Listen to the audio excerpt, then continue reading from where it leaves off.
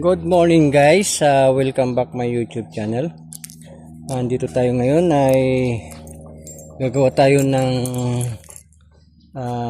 ilaw ito sa L300 for D56 dahil wala daw siyang ilaw. Yan guys, start natin. Bago sa lahat ay i-neutral mo natin, tapos i-start natin guys. Yan guys, i-ano natin yung ilaw. Yan, kung may ilaw siya.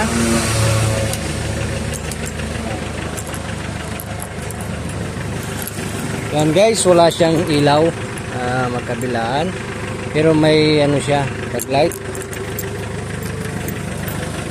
Tapos tignan natin sa likod kung may ano siya. Yan guys, may ilaw siya. Yan. Pero walang ilaw sa harap. Yan guys, check natin yung ito yung relay. Ito po yung relay ng sa likod. Ito yung relay sa likod. Yan. Tapos ito yung harap. Ngayon ay kinik natin yung ilaw sa harap ay wala. Tapos tinister ko na rin tong relay nya ay okay naman. Yan guys.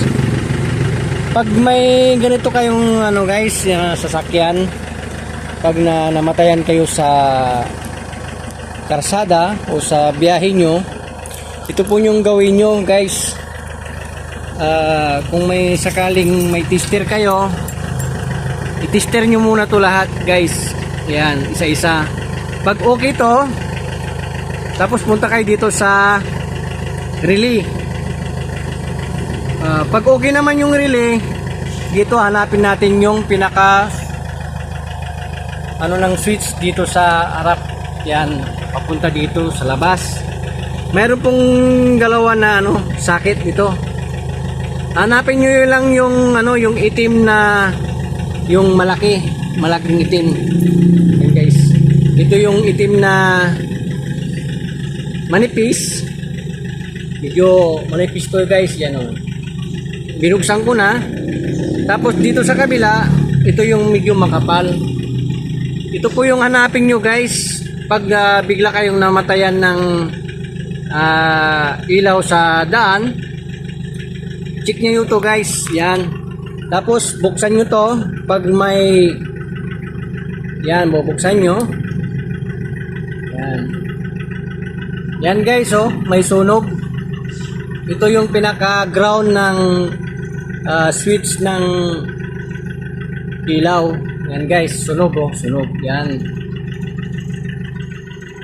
Tapos ito yung kasama niya, sunog guys. Kaya ang gawin natin guys, babalatan natin dito, tapos ikakabit natin dito sa kabila. Yan. Ito.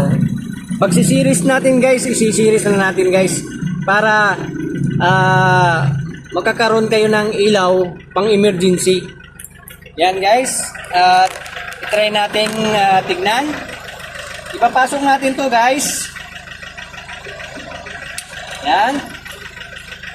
Tapos kukuha tayo ng wire na kahit maliit lang.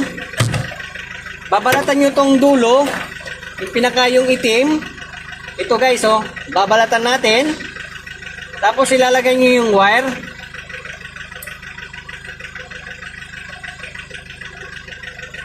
Tapos dito sa kabila, ilalagay natin din yung wire guys. Yan.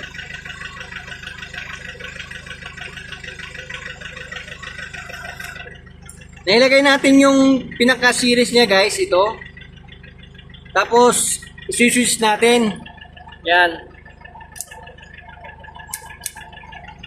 Ibig sabihin guys, mayroon na yung ilaw sa harap. Low, saka high. Yan guys. Mayroon na po tayong ilaw. Yan. ilo natin. Tapos high. Yan. Low, high. Yan guys, salamat po sa mga nanonood sa atin. Pag sakaling mawalaan kayo ng ilaw sa daan, check nyo lang yung fuse. Ang i-check nyo yan guys, fuse, tapos relay. Yung fuse nya, tapos yung relay, check natin kung okay. Dahil dalawa tong fuse nya, ito sa likod, ito sa harap. Yung nandito guys, relay din ng hazard flasher. Kaya ito yun. Bali nasunog na rin ito, nasunog na rin.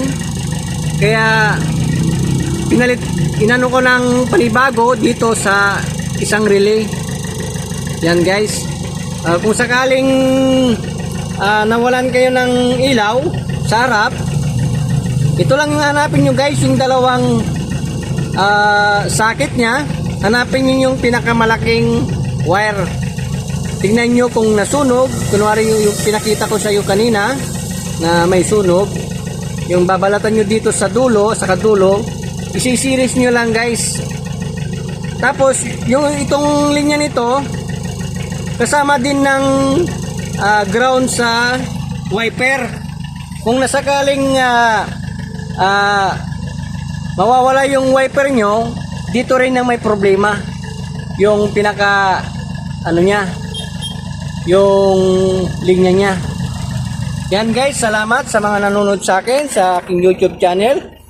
At kung bago pa lang kayo sa aking YouTube channel, ay paki-share na lang po, ay paki-click. Thank you very much. Ingat po lagi. God bless.